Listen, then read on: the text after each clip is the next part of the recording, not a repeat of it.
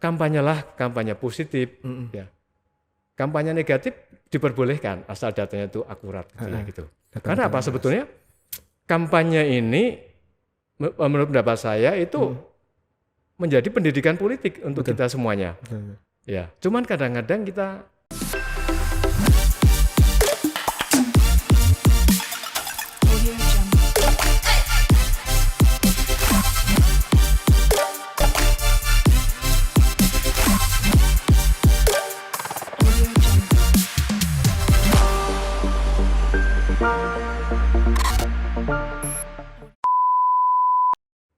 Ya, nggak bosan-bosan masih sama kita di sini.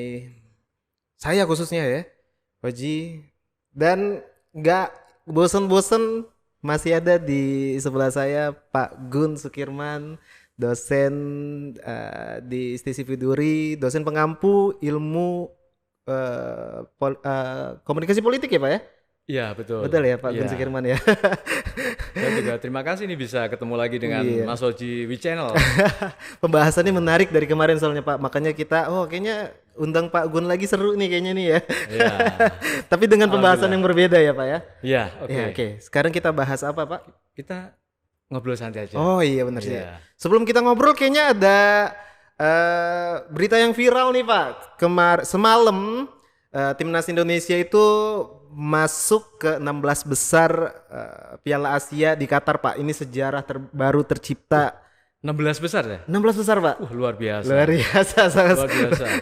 butuh apresiasi yang sangat menarik Ya, Pak. Selamat untuk timnas Indonesia yang meraih juara Ke 16 besar 16 Pak. besar di Qatar ya? Di Qatar Pak, Di bener Qatar. Pak. Ini suatu prestasi yang luar biasa. Luar Mas Oji. biasa Pak. Sejarah baru tercipta Sangat dari luar timnas biasa Indonesia. menurut saya gitu. Sangat luar biasa. Mudah-mudahan terus maju terus ya. Amin, Tim amin, Piala amin, Indonesia. amin. Harusnya seperti itu ya Pak ya. Iya. Oke. Ngomong-ngomong masalah sepak bola banyak yang dipolitisasi dan dikampanyekan. Kita nggak ngebahas sepak bolanya Pak. Oh iya, Karena hal itu nanti Oke. panjang banget sih ininya. Iya. Iya. Sudah ada bidangnya Udah sendiri. ada bedanya sendiri bener Pak.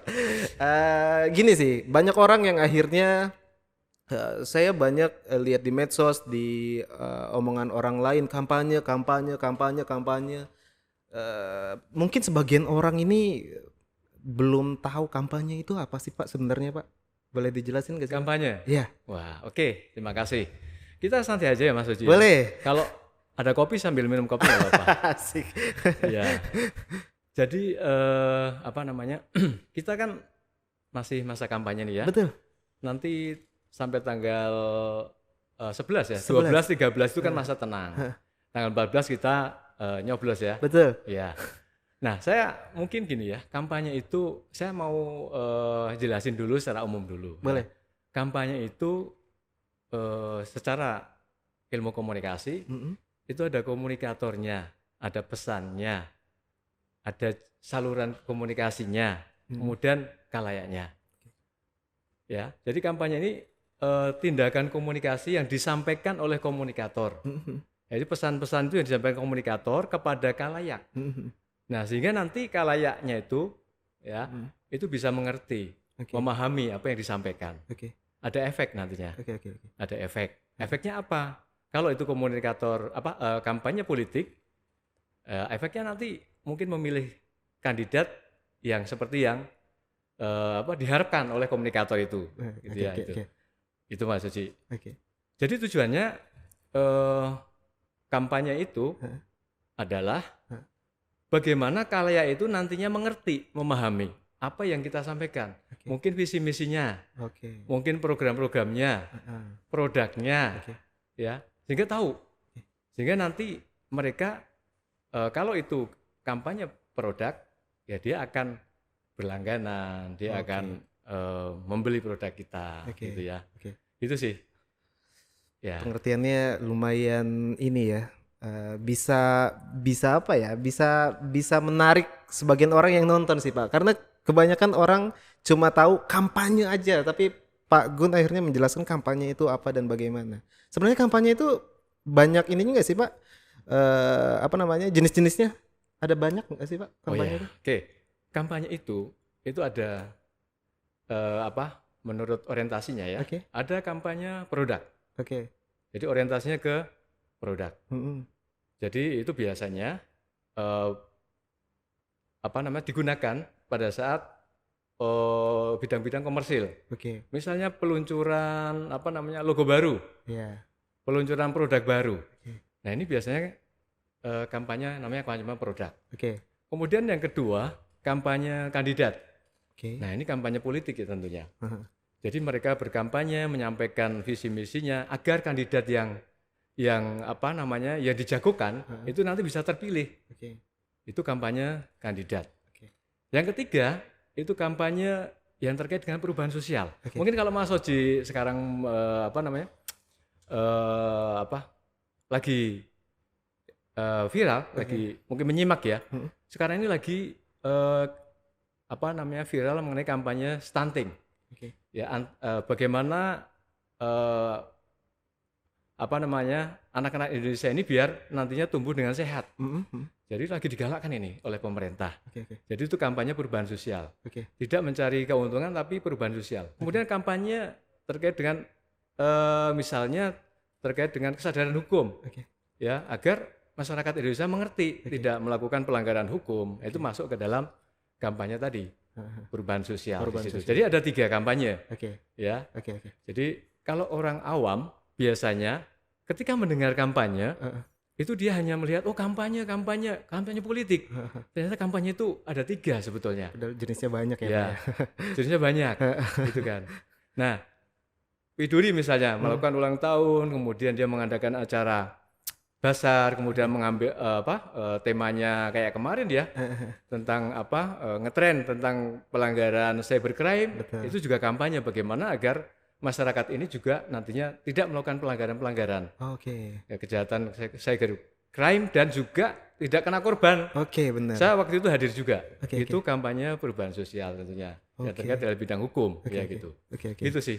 Ternyata kampanye ini jenis-jenisnya banyak juga ya. Pak? Banyak ada 3 ya. Ada 3 benar. Iya. Itu akhirnya ya saya tahu sih sebenarnya. Akhirnya saya tahu kampanye ini banyak karena biasanya orang-orang kampanye yuk, kita kampanye politik yuk. Orang tahunya kampanye politik, Pak. Ya. Yang lagi hype kan, yang lagi viral. Lagi viral ya itu.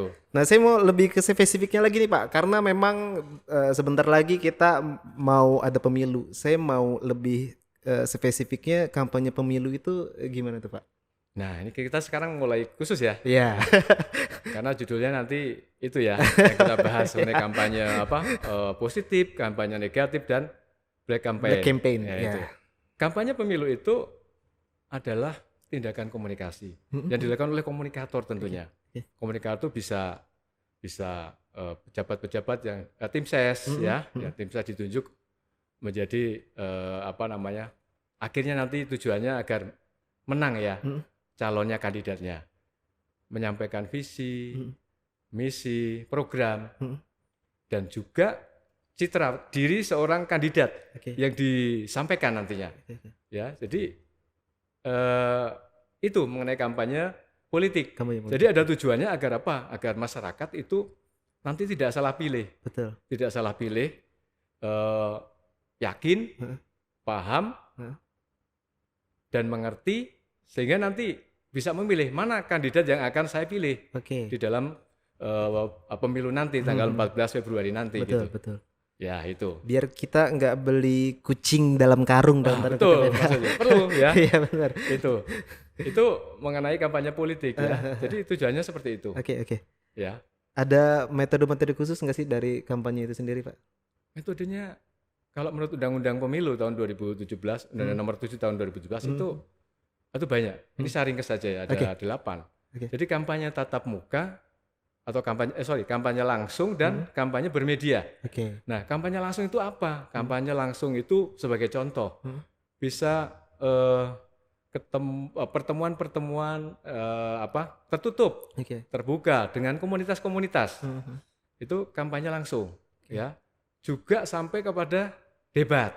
Itu langsung kampanye. Jadi debat itu bagian dari kampanye langsung. Ya, kampanye langsung bisa langsung di situ menyampaikan program-programnya, visi misinya, gagasannya kepada masyarakat. Ya. Nah, kampanye bermedia ini melakukan kampanye bisa melalui media cetak. Media cetak itu bisa koran, banner, alat peraga kampanye yang sekarang marak di pinggir jalan itu yang sering dipasang ya, yaitu kemudian media elektronik, ya, media sosial, ya itu kampanye bermedia. Nah, mana tinggal kita bisa pilih mana yang mau kita lakukan sesuai dengan, ya tentunya sasarannya ya, kalayaknya siapa, kemudian budgetnya ada enggak, ya itu sih. Jadi itu metode-metode kampanye, gitu ya. Sehingga masyarakat tahu, memahami visi misi programnya, ya itu yang ditulis katakan di baliho ya. Ya, seandainya memilih ini, ada yang di baliho tertulis BPJS gratis gitu kan. BBM gratis gitu. BBM gratis. Ada yang seperti itu gitu ya. Ya monggo boleh-boleh aja. Ya, kalau menurut mereka itu dianggap efektif, jadi pesan yang disampaikan itu efektif ya monggo. Tetapi jangan salah, nanti masyarakat sekarang kritis-kritis loh ya. Betul. BBM gratis, mungkin nggak ya BBM gratis kan gitu ya. BPJS gratis, mungkin nggak ya. Itu akan menjadi perhatian masyarakat. Nanti kalau memang sudah jadi tidak gratis itu bisa ditagih loh itu. Bisa ditagih itu. Janji manis ya Pak ya. Dan lain-lain. Jadi contoh bermedia tadi ya, media cetak, media elektronik, media sosial. Gitu. Gitu Mas Oji. Banyak ini juga berarti ya Pak ya. Banyak. Tinggal kita mau pilih yang mana. Nyontohin, ini saya dapat jawabannya sih. Itu masuk teknik nggak sih Pak? Ada teknik kampanyenya nggak sih Pak yang ini? Ya, teknik kampanye itu ada beberapa, ada banyak sih ya. Saya hanya menyuplik beberapa aja ya. Nanti silakan dibaca sendiri. Boleh. Kalau saya sebutin nanti Mas Oji nggak mau belajar. Ya? Iya benar sih. Banyak buku-buku Pak, Mas Oji itu buku-buku bagaimana teknik kampanye. Saya contohkan aja. Ada namanya teknik partisipasi. Ya, teknik partisipasi itu komunikator politik itu ikut berpartisipasi, bersatu. Membaur dengan komunitas-komunitas. Sebagai contoh misalnya saya ikut sepak bola, komunitas sepak bola, saya ikut pakai pakaian sepak bola, main sepak bola. Kemudian saya ikut katakan grup sepeda, saya ikut di sana ikut gowes bareng gitu. Jadi agar merasa kalayak atau masyarakat itu menyatu dengan kita, sambil kita menyampaikan program-programnya di saat-saat tertentu, pada saat kita nyepeda, pada saat kita minum-minum, istirahat, ngopi-ngopi, itu bisa kita menyampaikan. Ya gitu. Itu ya. Kemudian kampanye yang kedua adalah asosiasi.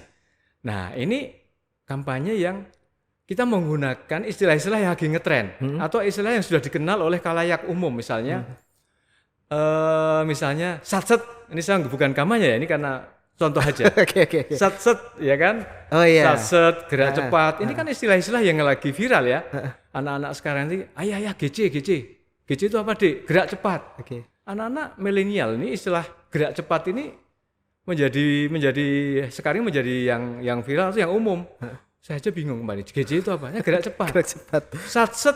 Satset mungkin kalau orang Jawa itu artinya ayo cepat. Nah, ini digunakan oleh paslon nomor 3 ya, itu pakaian satset gitu. Nah, ada juga yang menggunakan istilah yang Indonesia Emas.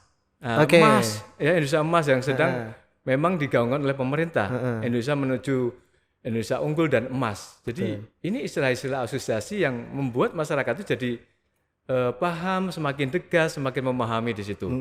Kemudian yang ketiga itu kampanye integratif.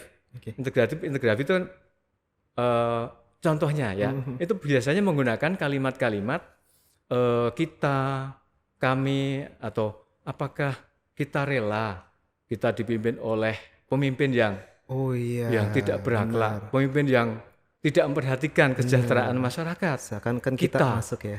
Sehingga Mas Oji dengan saya itu, umpama Mas Oji saya ibaratkan masyarakat kita, berarti kita kelihatan menyatu di situ. Kemudian ada juga kampanye yang mengacu pada ganjaran, ya. Ganjaran ya Pak, bukan ganjaran. Bukan, atau iming-iming. Nah itu jelas, ganjaran, iming-iming. Jadi kampanye itu seandainya nanti terpilih maka, ya kan, pengangguran akan berkurang, misalnya, ya, pengangguran berkurang atau akan tadi yang BPJS gratis dan sebagainya. Itu iming-iming atau ganjaran, itu biasa digunakan untuk berkampanye. Kemudian ada yang kampanye menggunakan teknik empati. Oke. Nah, mungkin Mas Uci melihat di masyarakat kadang-kadang ada bencana misalnya muncul ya kan, Oh iya, ada benar, mobil benar. ambulan, ada salah satu logo partai di situ. Muncul di situ, empati, menunjukkan empati. Kebanjiran, muncul bantuan-bantuan dari organisasi mana di situ, yang di mungkin ada logo-logonya juga salah satu partai di situ. Itu kampanye yang melalui teknik empati. Jadi merasakan apa yang dirasakan masyarakat saat itu. Itu biasa dilakukan. Atau program CSR yang lain. Ya, memberikan bantuan-bantuan pendidikan, bantuan alat-alat produksi untuk peningkatan ekonomi di masyarakat tersebut. Ini juga salah satu kampanye yang terkait dengan empati di situ. Itu sih. Dan ada juga kampanye coercive, melakukan ancaman. Wah, itu gimana, Pak? Itu ancaman seandainya nanti dipimpin oleh si A, si B misalnya, Indonesia bakal hancur. Oh, oke. Nah, dikasih gambaran yang naratifnya buruk aja gitu yang ya. buruk-buruk gitu ya. Itu. Jadi seolah-olah kayak ancaman di situ. Betul. Itu masuk dalam ancaman. Nah, ini sih sebetulnya dihindari, apalagi kalau kita ngacam terus terang. Seandainya tidak memilih ini, maka Anda nanti kalau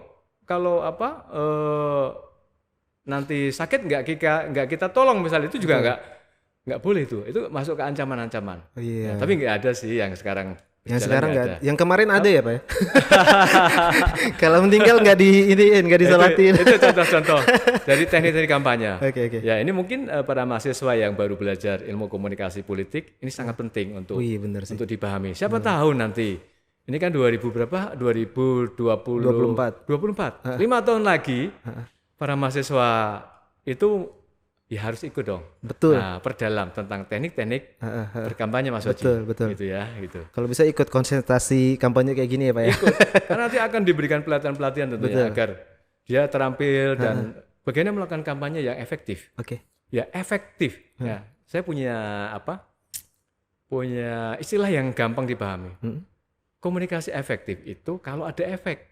Nah, efek itu ya, efek tahu, efek memahami, kemudian efek untuk melakukan tindakan sesuai dengan apa yang kita inginkan. Kalau secara ngetrennya kalau di kuliah, efek kognisi, ya, kemudian efek afektif. Tadi yang memahami, udah paham itu berarti. Yang ketiga adalah konatif, melakukan tindakan. Nah, kalau udah melakukan tindakan ini sebenarnya ini efek yang paling tinggi. Setelah kita berkampanye, kemudian nanti hasilnya pada tanggal 14 nanti Februari itu hasilnya memang jago kita ini terpilih, berarti efeknya sampai ke efek tindakan, dia sudah melakukan kampanye yang kita lakukan ini efektif. Betul. Ya, itu Mas Haji. Jadi efektif itu apa? Ada efek itu ada 3 tadi ya. Tahu, memahami secara sudah masuk di dalam pikiran dan hati, setelah menjiwai lah, dia tahu lah gitu, gitu ya. Nah, melakukan. Nah, nih. Tapi apakah pertanyaannya semuanya paham, kemudian menjiwai dan mau melakukan? Ini kan tantangan bagi seorang tim ses ya, seorang tim ses gitu ya. Betul. Ya, gitu Pak Haji. Panjang ya? Lumayan sih. Panjang. Jadi nggak ini Pak. Jadi kita tahu kampanye itu seperti apa dan bagaimana. Dan ini bukan suatu hal yang receh sih. Ini ada isinya gitu Pak ya. Di mobil saya banyak receh itu. Oke, saya tertarik dengan pembahasan yang tadi sempat terlewat Kak. Pak, ada macam-macam kampanye kan, kampanye positif, kampanye negatif, ada kampanye hitam atau kita sering dengar seliweran itu black campaign. Itu maksudnya apa tuh Pak? Kampanye positif, kampanye negatif, black campaign itu gimana? Nah, ini perlu nih mahasiswa yang jurusan ilmu komunikasi politik juga yang mau belajar jadi tim ses ya. Ya, ada istilah kampanye positif, kampanye negatif dan kampanye hitam atau black campaign. Ya. Itu bedanya di mana sih gitu kan? Kampanye positif itu kampanye yang menyajikan informasi-informasi, data secara akurat yang sifatnya kelebihan-kelebihan dari calon kandidat tadi. Oke. Ya sebagai contoh Mas Oji deh. Oke, Gitu ya. siap Pak. Wah Mas Oji ini, saya menyampaikan gini, Mas Oji ini keberhasilan Mas Oji pada saat menjadi lurah misalnya. Oke. Ada pembangunan tempat ibadah, pembangunan lapangan olahraga. Dia sarjana S1, dia pernah mendapatkan juara, prestasi lagi. Ya. Cum laude pada saat kuliah. Amin. Itu ya harus diamini Mas. Iya benar, amin. Begitu amin itu alam semesta langsung iya. Ikut mendoakan dan merestui kita. Saya amin doa ya Pak, bukan amin yang lain Pak. Saya amin doa Pak. Ya, kalau saya amin, semoga alam semesta itu mendengarkan apa yang disampaikan Mas Oji ini terkabul. Amin. Gitu ya. Amin doa ya. Amin doa. Amin doa. Gitu. Ya lanjut Pak. Jadi sampai di mana ya? Sampai prestasi saya Pak. Oke, ini yang positif. Yang positif itu intinya menyajikan data-data yang positif. Oke. Ya, positif. Ya itu, gampangannya itulah. Kemudian kampanye negatif. Iya, betul. Negatif ini menyajikan data-data kekurangannya Mas Oji. Oke. Ya, kekurangannya Mas Oji. Mas Oji ini adalah misalnya dia ternyata tidak lulus ternyata di S1. Ijazah palsu misalnya. Oke. Tapi itu datanya benar. Setelah ditelusuri benar. Benar, bukan tidak punya data. Mas Oji nggak pernah berhasil deh selama kuliah, selama menjabat jadi mungkin pemimpin lurah atau menjabat jadi bupati, nggak pernah berhasil. Okay. Itu benar-benar kok, nggak ada kemajuan, kemiskinan masih ada di mana-mana kok. Itu masih nggak ada hasilnya di situ. Jadi intinya adalah penyampaian data-data tentang kekurangan, tentang calon kandidat itu. Kurang-kurangnya semua. Tapi itu ada data yang valid, bisa dipertanggungjawabkan. Datanya bisa dipertanggungjawabkan di situ. Itu ya. Itu bedanya di situ ya. Kalau positif tadi itu datanya itu positif, kelebihan-kelebihan, ya. Biar nantinya masyarakat semakin yakin kalau yang kelebihan tadi. Ada tujuan dong. Ben semakin yakin, semakin nanti akhirnya wah itu nggak salah dong nanti saya coblos Mas Oji, ya. Betul. Tapi ikut nggak nih ya dari ikut apa tuh Pak? Ikut nyalon nggak nyalkin ya? Belum ya? Belum ya. Yeah. Mudah-mudahan 2029 ya. Saya nyebut amin takut ini lagi. Oh iya. Takut kampanye lagi. Iya, mudah-mudahan ya Pak. Nah, yang terakhir itu Black campaign atau kampanye hitam. Nah ini hati-hati gitu kan. Black campaign ini sangat beda dengan yang positif. Dengan yang negatif tuh hampir mirip, tapi beda juga. Menyajikan ya data-data yang bukan data-data, tidak punya data. Jadi dia hanya menyampaikan tuduhan-tuduhan, informasi-informasi kebencian. Ya, datanya tidak valid. Mungkin komunikatornya juga nggak jelas siapa yang ngomong, hanya nulis di media sosial tapi nggak jelas dari mana sumbernya, itu nggak jelas. Ya. Jadi tujuannya agar agar menjatuhkan kredibilitas atau citra. Tadi kandidat tadi biar jatuh, kemudian opini masyarakat jadi negatif dong. Benar. Ya kan? Benar, nanti benar. biar nggak milih gitu. Iya benar. Ya, tapi ada tapinya nih Mas Oji. Apa tuh Pak? Tapi ada sanksinya loh kampanye gitu hitam itu kalau kita melakukan itu. Seandainya mengandung unsur tadi itu hanya hoax, kemudian mengadu domba, mengandung unsur kebencian, ya menghina salah satu paslon, ya itu ada di pasal. Ada undang-undang ya Pak? Ada undang-undang nomor 7 tahun 2017. Ya, itu di pasal 280 ayat 1 huruf C ya kalau nggak salah, itu akan kena sanksi ancaman pidana itu 2 tahun kalau nggak salah, dan penggantian denda paling maksimal berapa ya? 24 juta atau berapa ya? Nanti bisa dibuka deh. Siap. Ya, kembali lagi kalau saya sebutin semuanya maksudnya nggak belajar. Iya. Kemudian ada lagi pasal undang-undang ITE. Ya, kalau itu kampanye melalui media sosial itu ada sanksinya, yaitu undang-undang ITE pasal 28 ayat 2 junto 45 ayat 2 juga. Itu ada sanksi pidana bila kita melakukan kampanye hitam. Itu 6 tahun. Nah, 6 tahun. Lagi ya? Bagaimana rasanya Mas Oji kalau kita 6 tahun di penjara, ya kan? Nggak bisa kuliah, ya kan? Mungkin lulus ya kuliah ya. Iya udah lulus itu Pak. Udah S2 kalau sudah berkeluarga pisah dengan anak istri. Ya. Tapi itu juga melalui proses hukum yang panjang ya. Betul. Apabila memang mengandung unsur-unsur kampanye hitam, pastinya nanti ada tim-tim, ada data-data pendukungnya. Tentunya Bawaslu yang nanti akan mengurusi ya kan gitu kan. Betul. Apakah itu mengandung unsur black campaign atau tidak di situ ya. Ada penyidikan dan sebagainya di situ. Proses lebih lanjut lah Pak ya. Iya. Jadi itu perbedaan mengenai kampanye positif, kampanye negatif, dan kampanye hitam ya. Kalau kampanye positif tadi biar citranya naik positif ya, kemudian semakin yakin kalayak ya masyarakat gitu ya, yakin nanti nyoblos ya kan. Betul. Kalau yang negatif tadi sama, biar tidak nyoblos tapi ada manfaatnya. Kalau memang itu memang datanya akurat, ya malah menunjukkan kepada masyarakat, ya itu malah jadi masyarakat jadi tahu ternyata nih nggak cocok dong untuk saya pilih karena dia tidak ada keberhasilan. Betul. Nah yang black campaign ini kan secara agama juga dilarang toh kita berdusta, ya berbohong, ya kan itu kalau kita nanti mati kan kita ditagih di sorga. Benar nggak Mas Oji? Ya benar. Ya kan? Iya kan?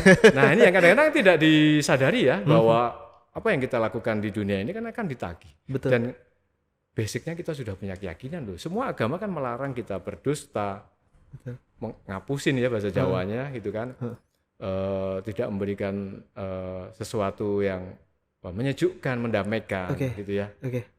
Cuman kadang-kadang ada yang kebablasan ya. Dia kebablasan. Itu yang kita ikut prihatin ya sebenarnya di situ. Aduh, saya tertarik. Apalagi Mas Haji. Pokoknya malam ini kita diskusi asik. Ya. Saya makin tertarik ngebahas masalah. Teman-teman mahasiswa yang di rumah jangan kemana-mana ya. Belum selesai ini kita. Saya makin tertarik masalah kampanye lagi nih Pak. Belum lama presiden kita kemarin ada sebuah pernyataan yang menarik dari Pak Presiden Joko Widodo. Kalau nggak salah di Halim Perdana Kusuma,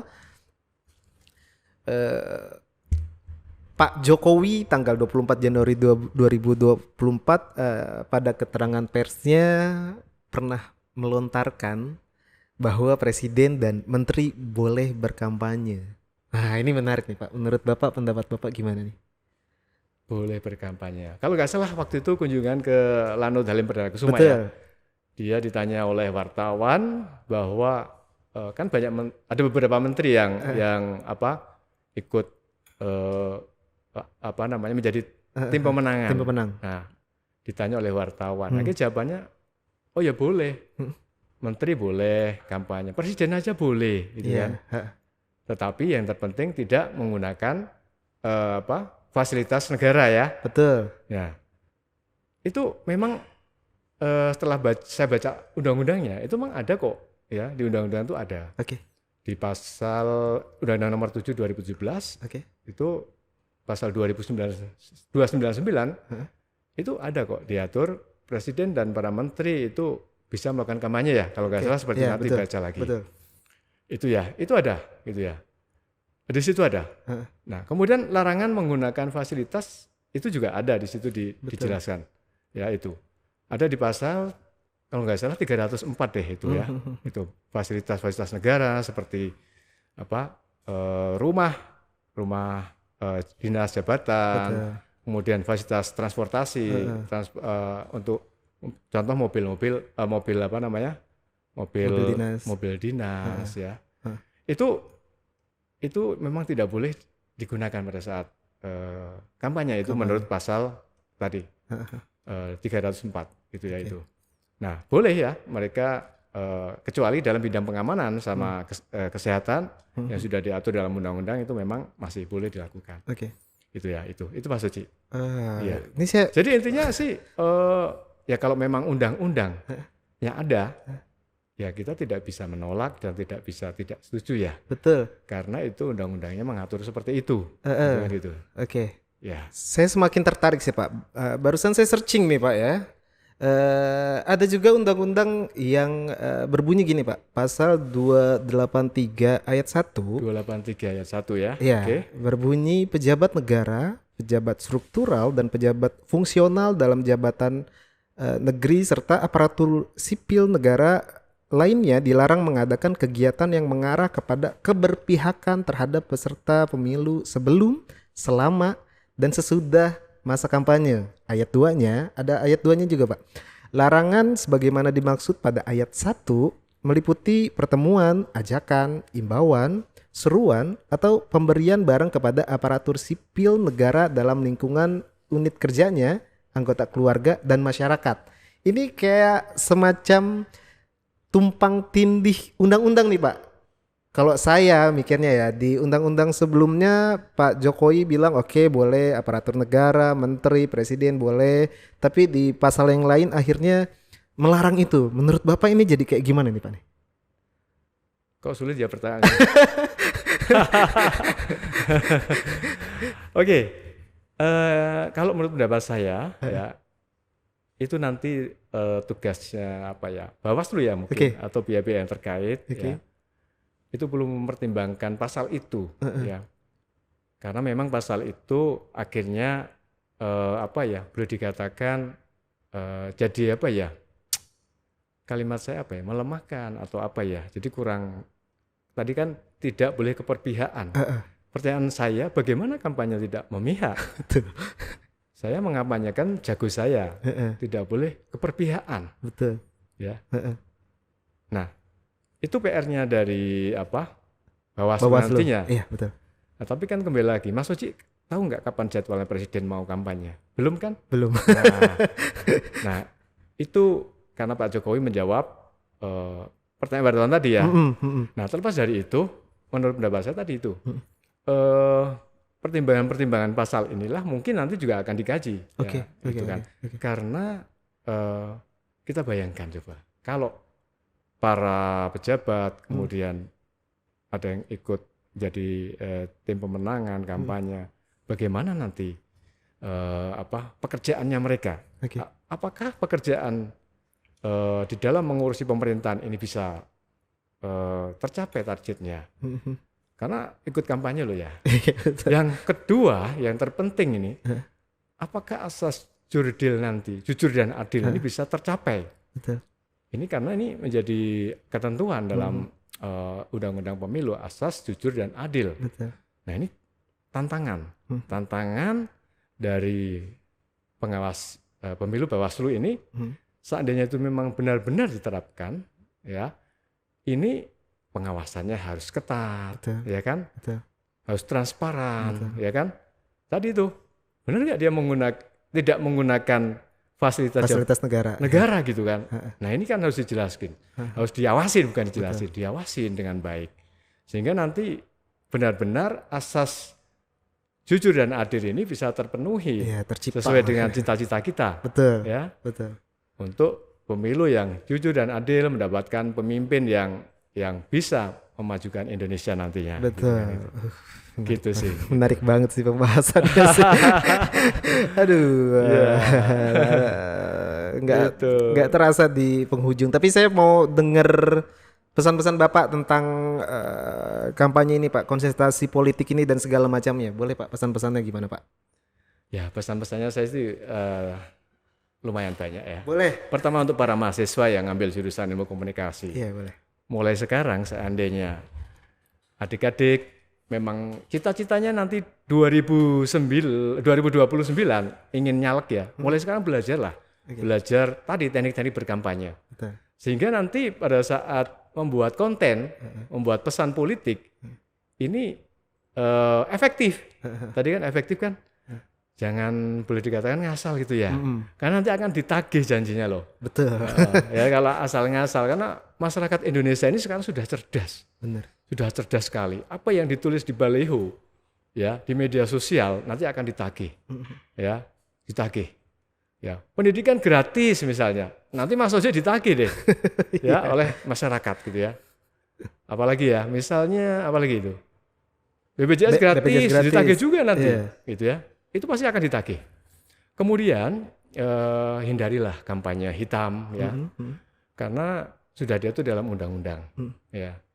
Nanti kalau kita sampai melakukan kampanye itu dan memang terbukti, ya, terbukti ada bukti-bukti yang kuat bahwa kampanye kita itu kampanye hitam atau black campaign, kita akan kena ancaman pidana tadi. Betul. Ya, kalau betul. itu melalui media sosial berapa tadi? 6 tahun 6 ya. Tahun. 6 tahun. Betul. Ya. Kita mau menjadi nyalek 2029 atau sekarang kita mau menjadi nyalek 2024 ini bisa tertunda gara-gara kita tuh berhadapan dengan kena sanksi hukum, gitu kan itu pesannya itu aja sih. Betul. Ya, jadi kampanye positif, ya. Kampanye negatif diperbolehkan asal datanya itu akurat, gitu. Karena apa sebetulnya kampanye ini menurut pendapat saya itu menjadi pendidikan politik untuk kita semuanya. Ya, cuman kadang-kadang kita belum siap ya untuk menerima perbedaan, ya. Misalnya di jalan kita ada kampanye salah satu paslon kita mengacungkan jari ini jari itu. Oh iya, lagi viral kemudian itu semuanya. kita sampai dianiaya, itu sebetulnya karena kita belum siap. Betul. Dan itu sangat harus dihindari. Ya, kan jelas dong kalau kita dipukulin. Saya mukul Mas Oji itu penganiayaan dong, betul. Dan itu tidak mendidik. Malah membuat citra partai politik itu atau paslon itu reputasinya menjadi negatif, citranya jadi negatif. Betul. Tidak menguntungkan dong. Padahal tadi di depan saya menyampaikan bahwa komunikasi efektif ini kalau ada efek yang positif. Betul.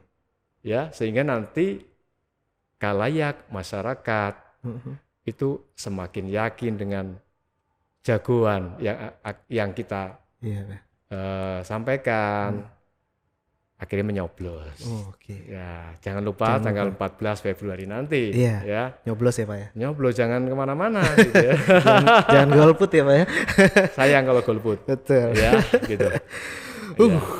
Luar biasa sekali pembahasan kali ini dengan Pak Gun Sukirman. Terima kasih. Ya. Pembahasan. Kalau masih ada lagi boleh kok, tapi boleh, Pak. Itu kalau waktunya sudah cukup ya. Ya cukup nggak apa-apa.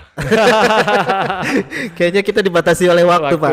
Ya. Walaupun pembahasan ini luar biasa. Jadi saya tahu gimana berkampanye yang benar, yang baik dan benar, berpolitik yang baik dan benar. Hal-hal lain yang saya nggak tahu akhirnya saya tahu, dan ini nggak receh ya guys. Karena semua yang diutarakan atau dibicarakan sama Pak Gun ini ada isi dan berbobot semua. Tapi saya terbantu dengan receh-receh. Saya kalau nggak ada receh di mobil bingung saya. Buat parkir ya Pak. Iya, saya kalau nggak ada receh bingung. Gitu ya. Oke, terima kasih waktunya Pak Gun. Semoga di lain kesempatan kita bisa ngobrol-ngobrol kayak gini lagi ya Pak. Ya, oke, terima kasih We Channel telah mengundang saya lagi. Sukses terus untuk We Channel. Dan sekali lagi ya, kampanye positif itu yang diutamakan. Kampanye negatif monggo, yang penting ada data-data yang valid, yang akurat. Kampanye hitam harus dihindari. Karena Anda akan kena ancaman sanksi di Undang-Undang ITE, yaitu hukuman ancaman berapa tadi? 6 tahun. 6 tahun ya. Itu. Niatnya nyalek itu pasal 28 ya. Ayat 2 ya. Junto ayat 2 ya tadi ya gitu. Betul, ya. betul. Oke. Itu sih. Iya, niatnya nyalek malah masuk Junto 45 ya. Hotel Prodeo ya Pak. Juga. Ya. Oke, terima kasih Pak Gun Sukirman. Banyak hal-hal menarik, banyak hal-hal yang akhirnya saya tahu sebelumnya saya nggak tahu. Jadi saya tahu kampanye itu apa, politik itu apa. Mudah-mudahan nanti saya bisa ngisi lagi yang lain. Ya. Iya, gitu saya pengen nyebut amin tapi takut kampanye Pak. Iya. Iya, iya. Ya, pembahasan yang menarik. Semoga di lain kesempatan ada hal-hal lain lagi yang bakal kita sajikan di We Channel ini, karena we share, we discuss, we channel. Terima kasih. Luar biasa, mantap.